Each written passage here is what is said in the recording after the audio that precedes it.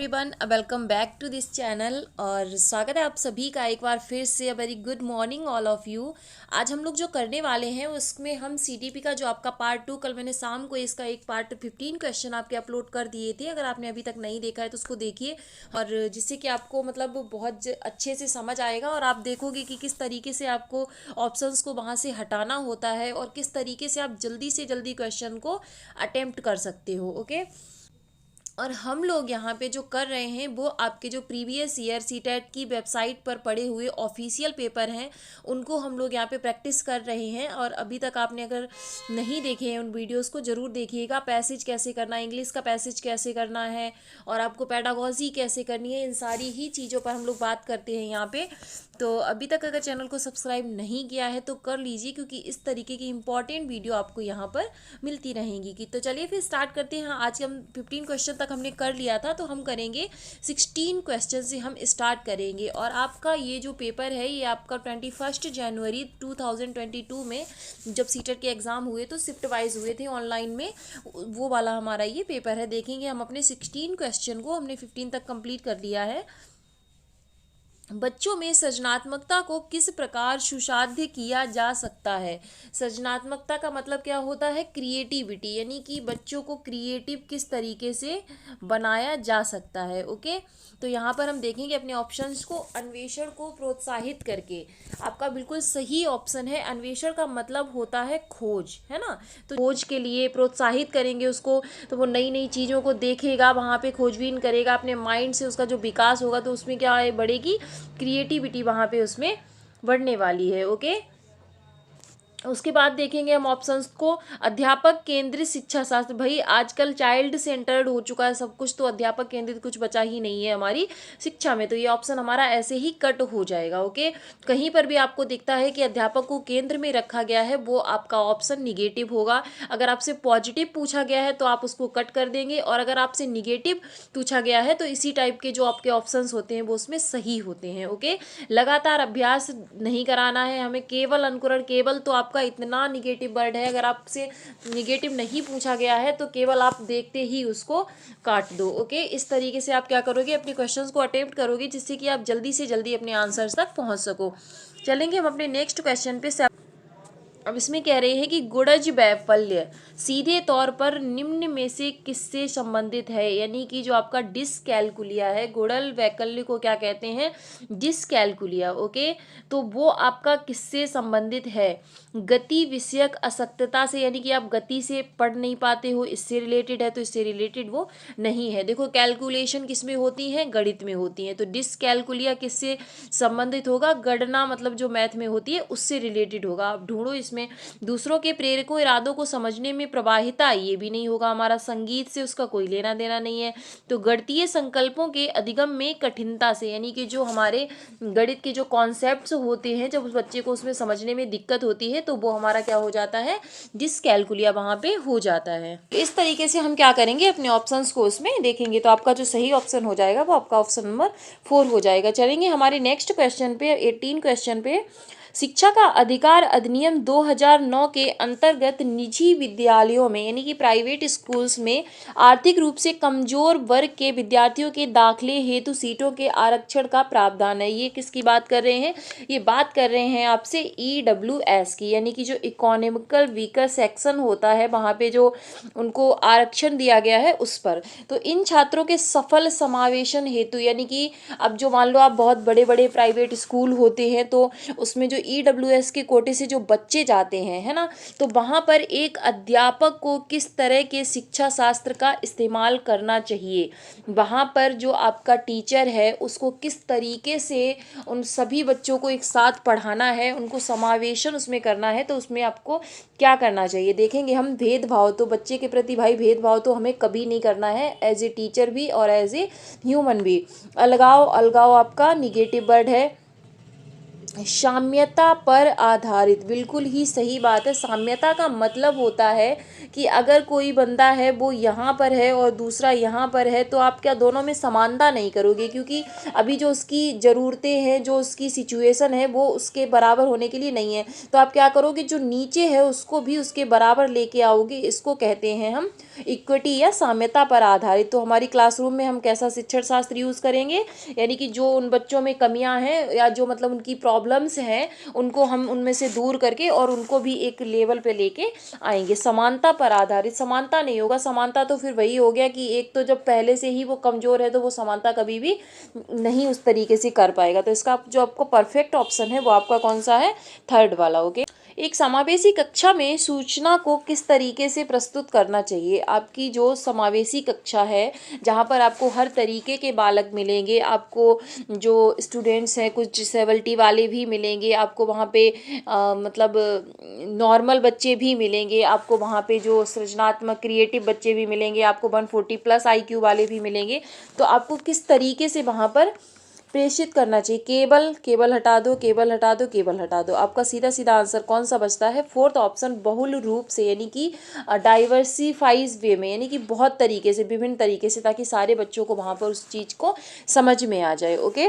देखा आपने कितना ईजी होता है और कितनी जल्दी आप अटेम्प्ट कर सकते हो, अगर आप थोड़ी सी चीज़ों पे ध्यान रखो और थोड़ा सा आप जो निगेटिव या पॉजिटिव वर्ड्स होते हैं आप उनको पकड़ना स्टार्ट कर दो, तो आपका पेपर, देखो पेपर लेंदी होता है, सभी को पता है, लेकिन आप क्या कर सकते हो, आप किसी एक या दो सब्जेक्ट्स में अपनी स्पीड को इतना बढ़ा लो कि वहाँ पर आप अपने कम से कम 15 मिनट, यानी कि अपना आधा घंटा जो है उसको बचा के, और जैसे मैथ हो गया या फिर EVS में है, मतलब लेंदी क्वेश्चन होते हैं, तो वहाँ पे आप उसको कर सकते हो। तो इस तरीके से आप अपनी रणनीति रखोगे तो पेपर आपका 100% उसमें क्लियर होने वाला है। नेक्स्ट हम देखेंगे अपना, शिक्षा की समकालीन नीतियों के अनुसार दिव्यांग बच्चों की शिक्षा के लिए कौन सा मॉडल सुझाया गया है, यानी कि जो दिव्यांग बच्चे होते हैं उनके लिए कौन सा मॉडल सुझाया गया है इसमें। ओके।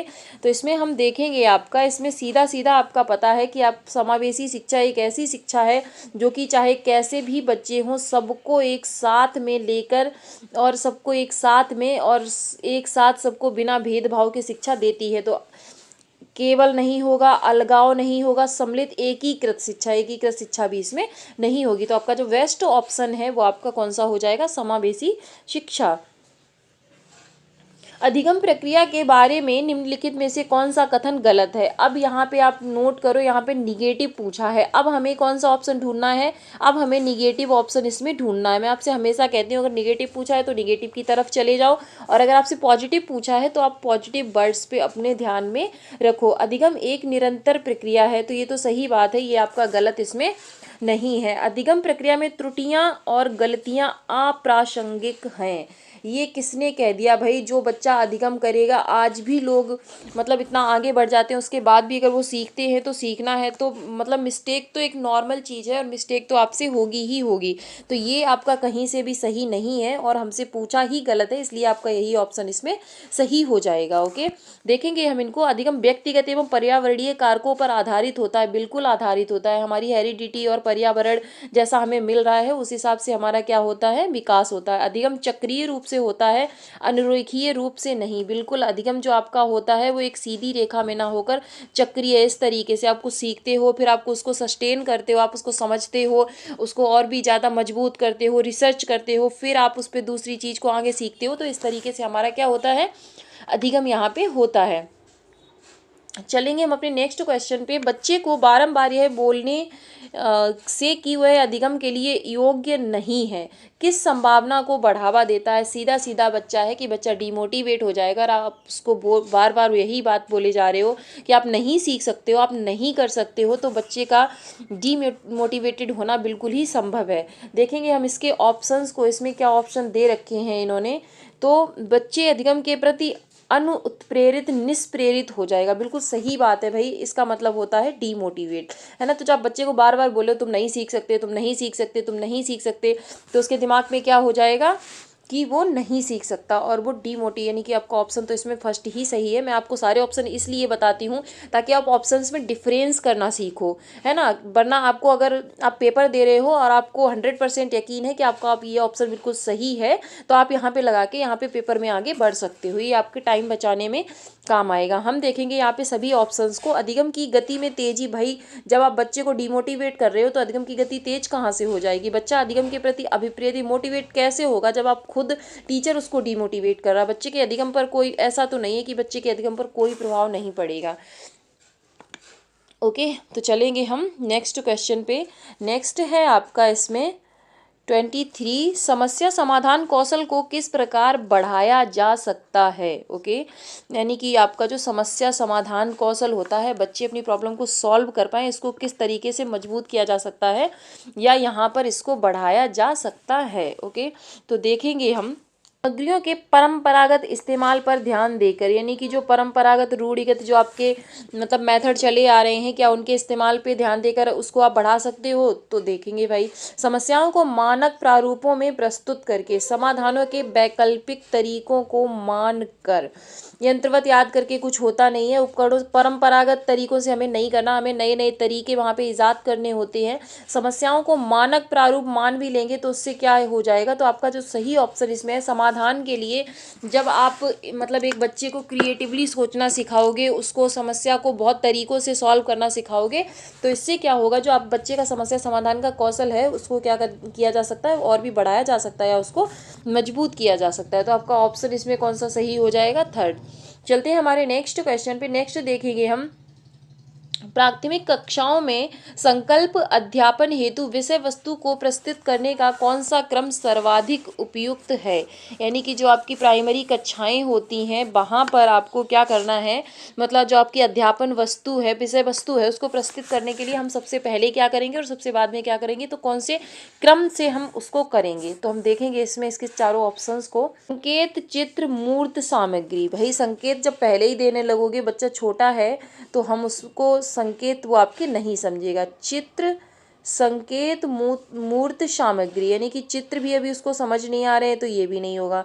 संकेत तो पहले होगा ही नहीं, तो आपको क्या होगा, मूर्त सामग्री, यानी कि पहले आप उसे दिखाओगे। जैसे आप आम के बारे में बता रहे हो तो या तो आप डिजिटल बोर्ड पे या फिर आम मतलब उसको रियल में या फिर बुक में बड़ा सा आम, इस तरीके से आप दिखाओगे। फिर वो क्या करेगा, वो देखना स्टार्ट करेगा, वहाँ समझेगा, फिर वो चित्रों को पहचानने लगेगा। फिर उसके बाद संकेत, जैसे कि मैंगो, अब जैसे आम को दिखाया, समझने लगा, फिर वो चित्र समझने लगा, उसके बाद आपने संकेत दे दिया उसको, मैंगो कहते हैं किसको, आम को, तब वो आपके संकेत को वहाँ पे समझेगा। तो आपका जो बेस्ट क्रम है वो कौन सा होगा, फोर्थ वाला ऑप्शन आपका इसमें सही हो जाएगा। चलेंगे हम अपने नेक्स्ट क्वेश्चन पर।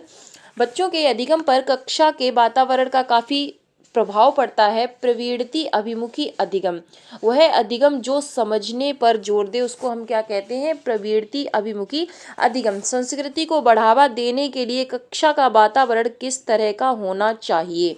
यानी कि जो कक्षा का आपका वातावरण होता है उससे क्या होता है, उससे बच्चों को वाकई में बहुत इफेक्ट पड़ता है। और वो देखते हैं यहाँ पर कि अगर उनके साथ कक्षा में सब लोग अच्छे से बिहेव करते हैं तो वो एक पॉजिटिवली माहौल क्रिएट होता है और वो उसमें पॉजिटिव लर्निंग्स करते हैं। देखेंगे हम इसके ऑप्शंस को। प्रदर्शन अभिमुखी, यानी कि आप सिर्फ प्रदर्शन पे जोर दे रहे हो, ऐसा कुछ नहीं होना चाहिए। स्पर्धात्मक और व्यक्तिपरक, यानी कि खुद में ही बच्चे अपने आप को ही बड़ा माने और स्पर्धा करते रहे, ऐसा भी नहीं होना चाहिए। अध्यापक प्रधान तो आजकल कुछ होना ही नहीं चाहिए। तो आपका एक ही बचता है इसमें, सकारात्मक और सहयोगात्मक अधिगम। इस अधिगम की बात आपके कौन करते हैं, लेव वाइगोस्की जी भी इसकी बात करते हैं। समाज में रह के, संस्कृति में रह के सहयोग करके एक दूसरे से सीखना जो होता है वो आपका बहुत ही अच्छा सीखना होता है। ओके, चलेंगे हम अपने नेक्स्ट क्वेश्चन पे। अधिगम के संदर्भ में निम्न में से कौन सा कथन है जो आपका वो सही है ना, पॉजिटिव पूछा गया है हमसे। परीक्षाएं ही अधिगम का चरम लक्ष्य है, ऐसा तो नहीं है भाई, जिंदगी का कोई ऐसा थोड़ी ना परीक्षा ही हमारा एक लक्ष्य है। अधिगम एक निष्क्रिय प्रक्रिया कैसे हो सकती है, इतना जोर दिया जा रहा है सारी चीज़ों पे, बोला जा रहा है कि बच्चों को सक्रिय करके सिखाओ, है ना, तो फिर निष्क्रिय नहीं हो सकती। भावों का अधिगम प्रक्रिया पर कोई प्रभाव नहीं होता, ऐसा कैसे कह सकते हो आप। हमने कल भी पढ़ा था कि हमारी जो इमोशंस होते हैं वो अधिगम प्रक्रिया को बिल्कुल इफेक्ट करते हैं। आपसे घर में मम्मी ने 2 डंडे मार के भेजा है तो उस दिन आपका पढ़ने में मन नहीं लगेगा पहले पीरियड में। तो क्या होता है, ये चीज़ें हमारी इफेक्ट इसको करती हैं।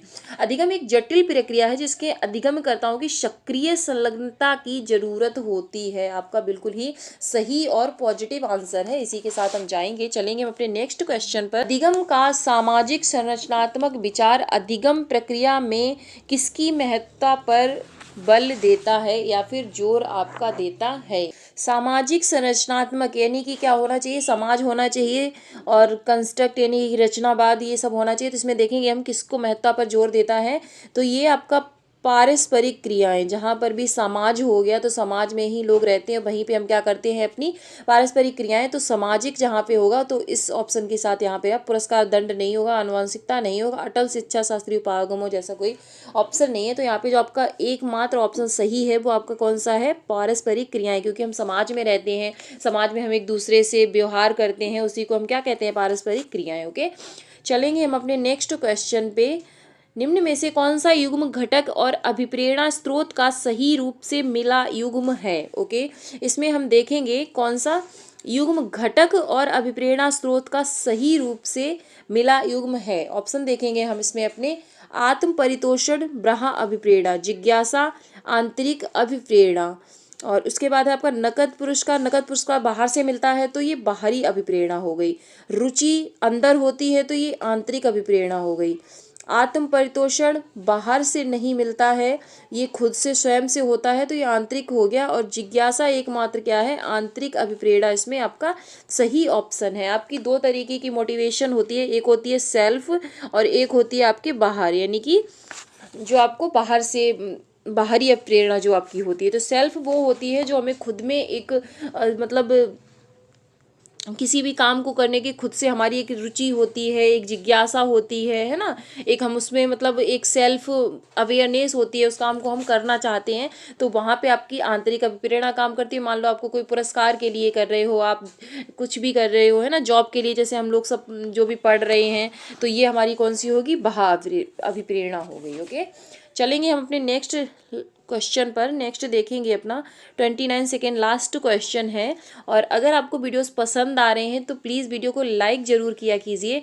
इससे मुझे क्या है, उससे मुझे पता चलता है कि आप वीडियोस को पसंद कर रहे हो। ओके, विद्यार्थियों में संकल्पनात्मक समझ को सुसाध्य करने हेतु अध्यापिका को, यानी कि कॉन्सेप्चुअल लर्निंग जो होती है, बच्चों में कॉन्सेप्ट को अच्छे से बताने के लिए एक अध्यापिका को, एक टीचर को क्या करना चाहिए, छात्रों को केवल नहीं होगा, संकल्पों के वार्तालाप उदाहरण और गैर उदाहरण सम्मिलित नहीं भाई करने चाहिए थे, नहीं कर दिया तो ये गलत हो गया। जो प्रस्तुत किया गया है, जो पहले से ही ज्ञात है, उन दोनों में संबंध स्थापित करने के अवसर प्रदान करने चाहिए। बिल्कुल ही पॉजिटिव आंसर है। यानी कि जो आप पहले से जानते हो, जो बच्चा पहले से जानता है और जो हम उसे अभी बताएंगे, उसमें क्या होगा, उसमें बच्चे को मतलब इतना टाइम दो, इतना उसे इनकरेज करो कि उन दोनों में वो रिलेशन बना सके, तो वो उससे क्या करेगा, बेहतर सीखेगा। अध्यापन की व्याख्यान विधि पर ही सीमित रहना चाहिए। भाई सीमित तो रखना ही नहीं है, हमें उसे असीम तक लेके जाना है। देखेंगे हम अपने आज के लास्ट क्वेश्चन को। निम्न में से कौन से कारक अधिगम को प्रभावित करते हैं। अब यानी कि आपका जो अधिगम होता है, आपका जो सीखना होता है, उसको क्या क्या प्रभावित करेगा। अभिप्रेरणा बिल्कुल करेगी, सामाजिक संदर्भ करेगा, भाई आप कैसे, सामाजिक संदर्भ भी आपका इसमें प्रभावित करेगा, संवेग आपके इमोशन भी करेंगे, शिक्षा शास्त्रीय उपागम यानी कि जो आपकी टीचिंग मेथड अपनाए जा रहे हैं, सारे ही कारक इसमें आपके जो है अधिगम को प्रभावित करेंगे। तो जहाँ पे आपके चारों ऑप्शन होंगे वो आपका ऑप्शन सही हो जाएगा, यानी कि फोर्थ वाला इसका यहाँ पर सही है। ओके, आई होप गाइज आपने बहुत इंजॉय किया होगा और बहुत अच्छे से क्वेश्चंस को समझा होगा और आपको सारी चीज़ें यहाँ पे समझ आ रही होंगी। मैं यही कोशिश करती हूँ कि मैं आपको बता सकूँ कि आप मतलब मैं किस तरीके से क्वेश्चंस को पढ़ती हूँ। मैं बस अपनी लर्निंग और अपना एक्सपीरियंस आप लोगों के साथ शेयर करती हूँ और आप लोग काफ़ी पसंद कर रहे हो उसको, उसके लिए थैंक यू सो मच। और जुड़े रहिएगा इसी तरीके से, हम लोग कुछ ना कुछ सीखते रहेंगे। और फिर मिलती हूँ एक नेक्स्ट वीडियो में, तब तक के लिए अपना ध्यान रखिएगा, अपनी पढ़ाई को कंटिन्यू रखिएगा। Thanks for watching. जय हिंद।